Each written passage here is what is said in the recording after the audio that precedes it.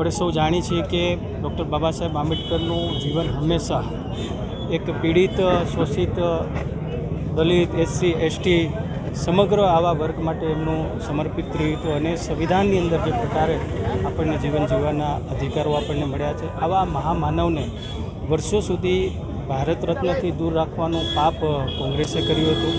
એમને સેન્ટ્રલ હોલની અંદર તૈલીચિત્ર ન મૂકવું એ પાપ પણ કોંગ્રેસે કર્યું હતું.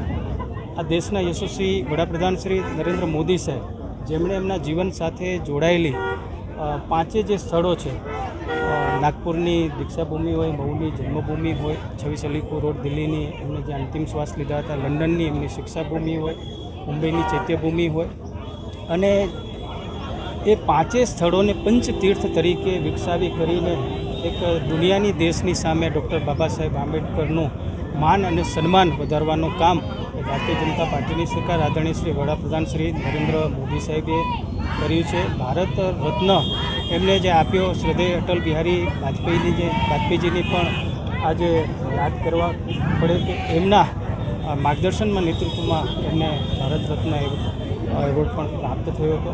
આ મહામાનવને કોંગ્રેસે હંમેશા અપમાનિત કર્યા છે. એમને ચૂંટણીની અંદર પણ હરાવવાનું પાપ એ કોંગ્રેસે કર્યું હતું અને આજે ભારતીય જનતા પાર્ટીની સરકાર 125મી જ્યારે એમની જન્મજયંતિ હતી એની ઉજવણી, સંવિધાન દિવસની ઉજવણી, આવા અનેક કાર્યક્રમો અને કાર્યો એ ભારતીય જનતા પાર્ટીની સરકાર.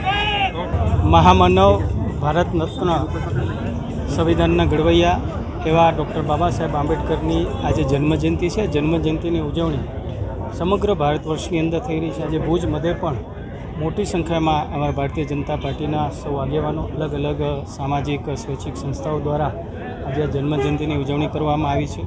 એમની પ્રતિમાને ફૂલહાર, શ્રદ્ધા સુમન આજે કરવામાં આવ્યા છે. અમારા સંગઠન મહામંત્રી શ્રી આદરણીય રત્નાકરજી, અમારા જિલ્લા ભાજપના પ્રમુખ શ્રી દેવજીભાઈ, અમારા પ્રભારી શ્રી ફલજીભાઈ, ધારાસભ્ય શ્રી કેશુભાઈ, મોરચાના પ્રમુખ શ્રી રવિભાઈ, સૌ લોકોની ઉપસ્થિતિમાં આજે અહીંયા ભુજની અંદર આજે કાર્યક્રમ યોજ્યો હતો.